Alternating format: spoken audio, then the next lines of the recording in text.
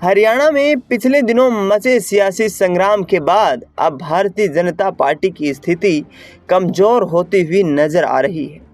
आपको बता दें कि अनिल विज ने जिस तरीके से नायब सिंह सैनी को मुख्यमंत्री बनाए जाने के बाद अपनी एक गहरी प्रतिक्रिया व्यक्त की थी, उसके बाद नायब सिंह सैनी उनके आवास पर पहुंचे थे।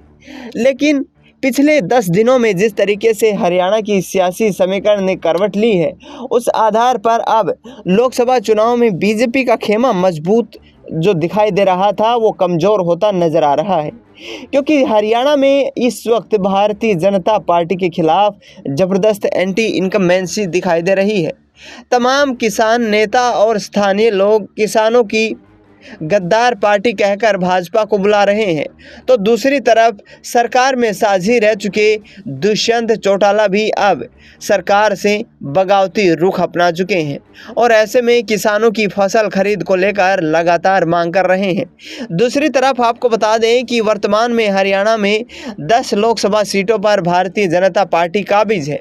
लेकिन जो पिछले दिनों घटनाक्रम घटित हुआ उसके बाद ये सियासी समीकरण बदलता हुआ नजर आ रहा है। आपको बता दें कि हरियाणा में इस वक्त के वर्तमान घटनाक्रम को देखें तो बराबर यहाँ पर लड़ाई दिखाई दे रही है कांग्रेस पार्टी और भारतीय जनता पार्टी के बीच, क्योंकि जिस तरीके से पिछले कुछ दिनों में हरियाणा में मुख्यमंत्री का बदलना भारतीय जनता पार्टी का एक बड़ा कदम था और उस बड़े कदम को अब कांग्रेस पार्टी पूर्णतया भुनाने में जुटी हुई है। पूर्व सीएम भूपेंद्र सिंह हुड्डा ने कहा है कि बीजेपी का 10 साल का शासन नाकाम रहा है और ऐसे में उन्हें मुख्यमंत्री बदलने तक की नौबत आ गई, यानी कि साफ तौर पर जो स्थिति इस वक्त हरियाणा में बनी हुई है वो भारतीय जनता पार्टी के लिए सुखद दिखाई नहीं देती है। तमाम विपक्षी दल यहां तक कि सरकार को साथ चलाने वाले जननायक जनता पार्टी के नेता दुष्यंत चौटाला भी अब